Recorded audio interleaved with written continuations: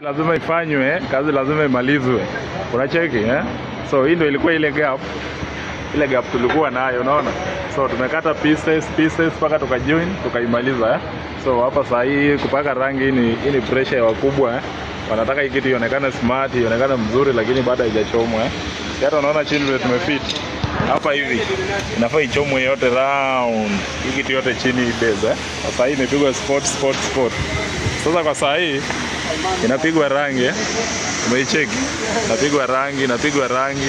Elewa hii ya chini ni support hii haina kazi kubwa, hiyo ni support tu ya kusupport hii duct. Umeicheki. So hivi ndo kazi inasonga hapa kazi mdogo. Ukiangalia ile side nyingine kuna ile bucket elevator inawekwa juu. Ndio ile pale, ile ndo bucket elevator inawekwa juu, ndio ile pale hapo. Hiyo bucket elevator inawekwa juu, unaona? So imeshikiliwa na ile crane. Hiyo crane ndio imeshika. Huko sasa ni kwa wenyewe, huko mizifanyi huko. Ukiangalia side nyingine pia wanaume wanafanya kazi juu.